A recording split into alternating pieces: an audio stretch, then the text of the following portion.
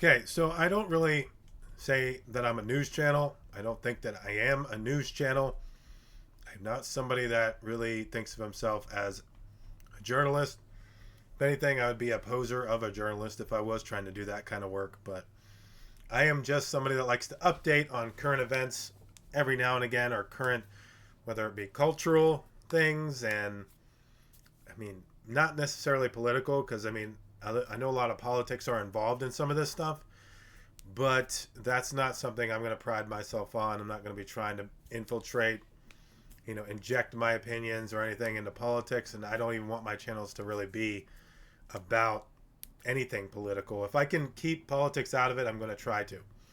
If it happens to be political, if there's some political leans, I'm just going to say outright that I'm not somebody that supports politics. But nevertheless, this is something that is recent news that I think happened just last night, that they're having strikes, dock workers here. I'm trying to blow this up a little bit so you can see it, but dock workers across the U.S., like Maine, on the East Coast, all the way down to about Texas, I think all across the United States, at least on the eastern side. Western side, as far as I know, not really affected. And some stuff is being rerouted through the western. But as far as I know, the dock workers are just, it has to do with automation, because they are threatening to do stuff with people's jobs, become more automated. And that's just probably across the board with a lot of jobs now. There's people that are trying to do away with, men behind desks or men doing any kind of labor. It's just, they're trying to fight that. So these people are trying to fight against the idea that, their jobs are going to be taken away. And plus more higher wages. They want higher wages. I think it's like, what, a 77% increase. I think this video might talk about it. I didn't really scan the video to see what it's going to, just wanted to get something that was kind of up to date 2 hours ago. This might have some information, newer information. It was said that there was supposed to be roughly around 45,000 or so workers, but I don't know how many have actually gone on strike.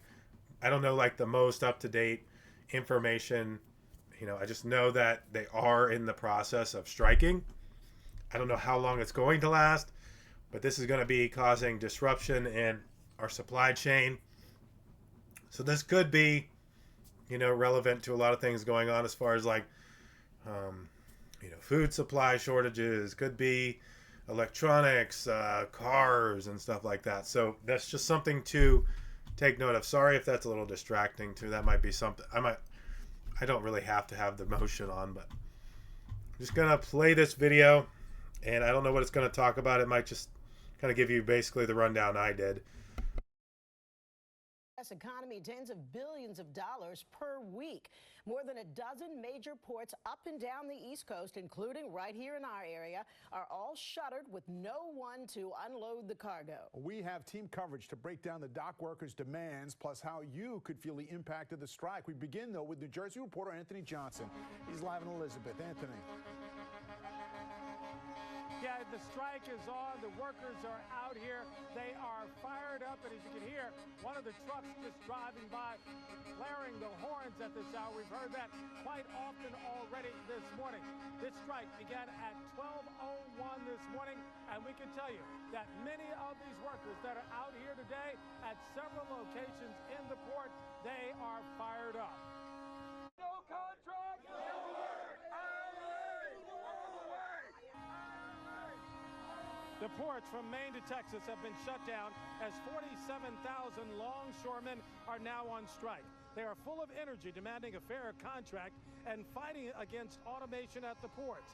The walkout took place even after some progress was reported in the talks between the Longshoremen's Union and the U.S. Maritime Alliance. But it was not enough. The workers with the ILA are demanding a 70% hike over the length of the contract. The last reported increase proposal from the company was 40%, but there has been some movement by both sides on those numbers.